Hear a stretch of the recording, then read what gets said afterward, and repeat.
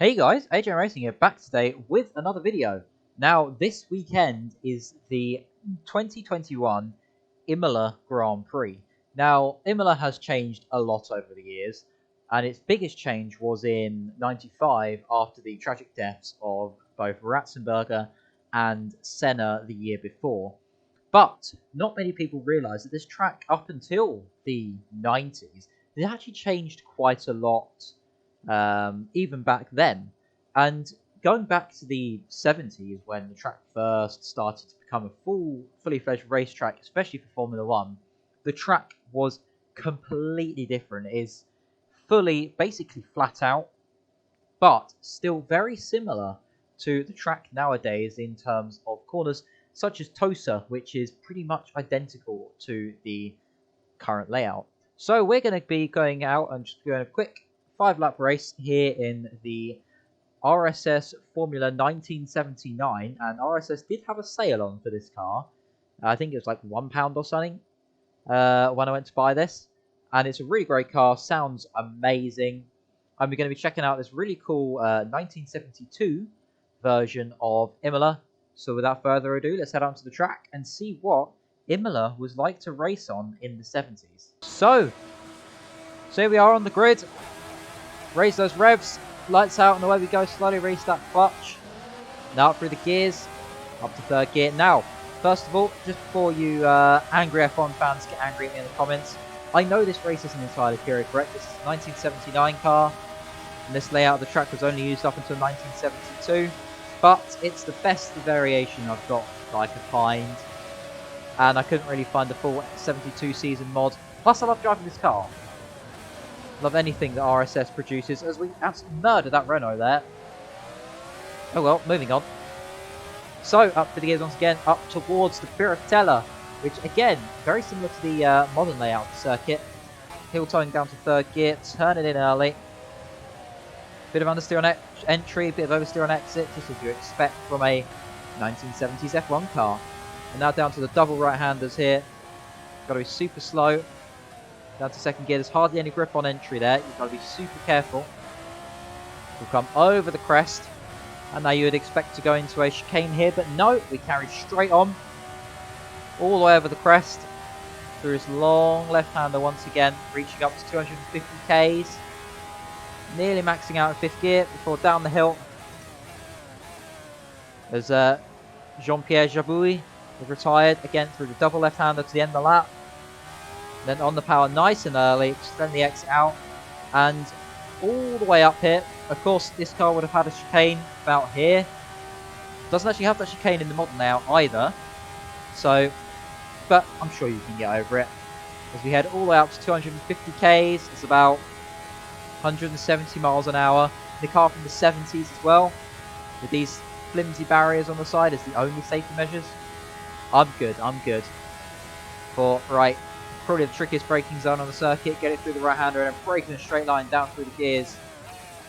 He'll turn down to first gear into Tosa, which again, some circuits, you look at the historic layout and think, I have no idea what the modern version of this track is. This is not one of them. Old Imola is very similar to new Imola. In fact, the current version of the circuit is actually pretty, well, it's the same layout on the same piece of space, of course. Oh, that's such a tricky braking zone. Big old kick of oversteer on the exit. Up through the gears once again. Listen to that glorious DFD Cosworth V8 behind us. Fifth gear. Almost went to prone on braking zone there. Natural instinct kicked in. But yeah, I'm glad to see that Imola have kept the feeling of speed. We've got a... looks like a shadow that's just passed us around the outside.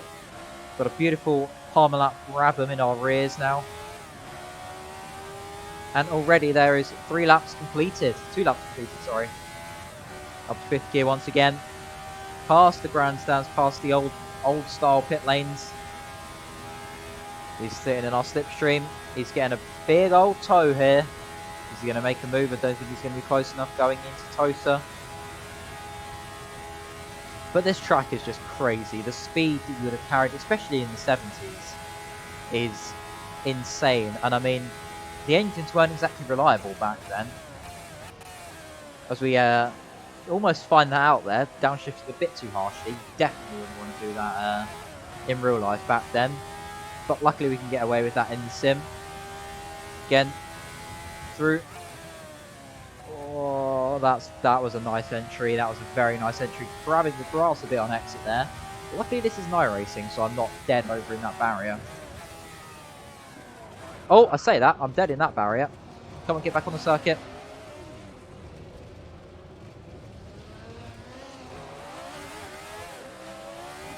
I'm fine.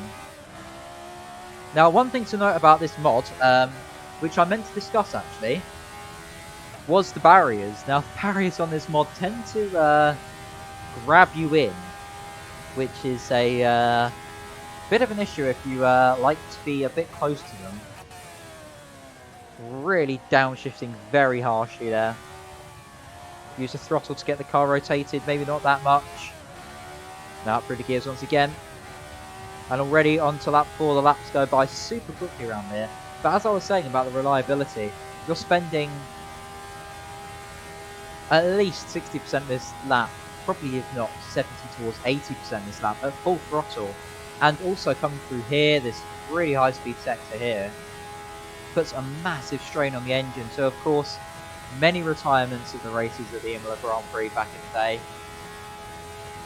And I'm surprised that there was not as many famous crashes as there were.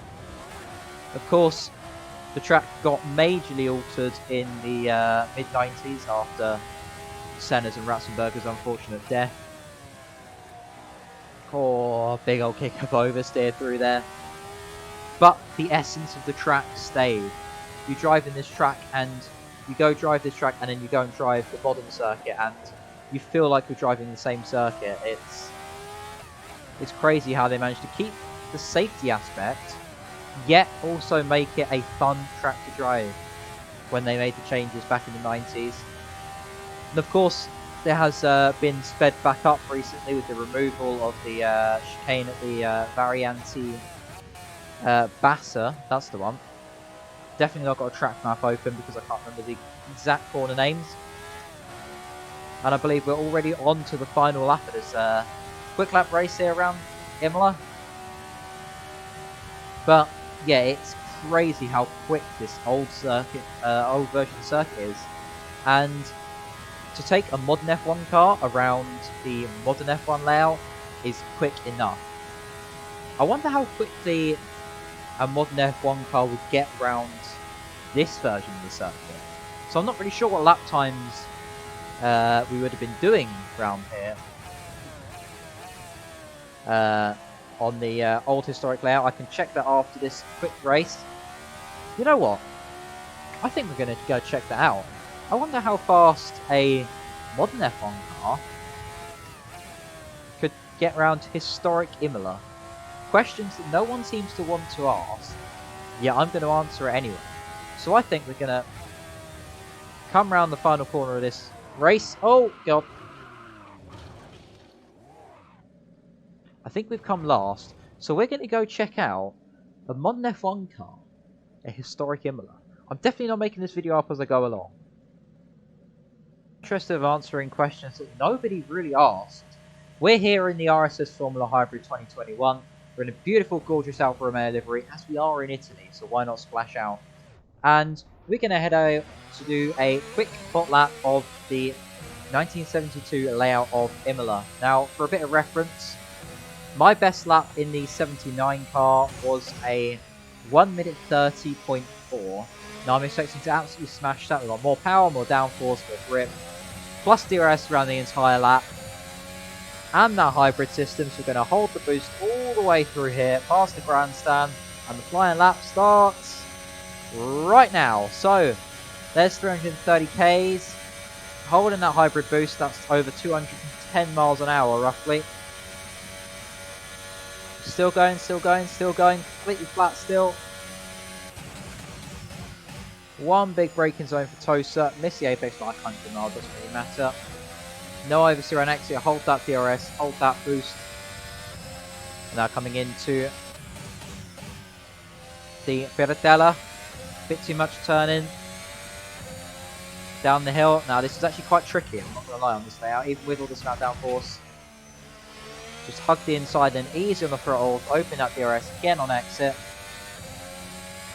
Hold that boost button all the way. All the way. Blue bar on the left is how much hybrid battery we've got. Orange bar on the right is how much deploy we have this lap. Through the double left-hander at the bottom of the track. Fourth gear, easy on the throttle. There you go. DRS open. Hybrid to the line. Up to 8th gear, line of least resistance. Hug the inside and across the line. A 1:11.1. Now I'm sure there's much more time in that lap. This was just a bit of fun, just to round off the video.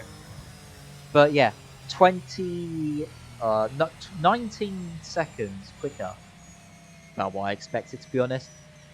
Sorry about the little mishmash of this video, but I thought it'd be fun to find out sort of what it'd be like to take a modern F1 car around the historic layout of Imola. But I am super hyped for this weekend's Grand Prix. It's looking up to be a brilliant, fun season for the Hamilton-Max battle. Hope you have a really awesome rest of your day. If you did enjoy this video, please leave a like, subscribe if you want to as well. Go check out my Twitch as well. The link is in the description down below. I'm going to be having a busy weekend of streaming. Lots of iRacing coming up, including the VLN 4 Hours in Nordschleife, getting ready for the 24 hours, which is the weekend after this weekend coming up, after this video has been released. Thank you all for watching, and yeah, see you all next time. Bye!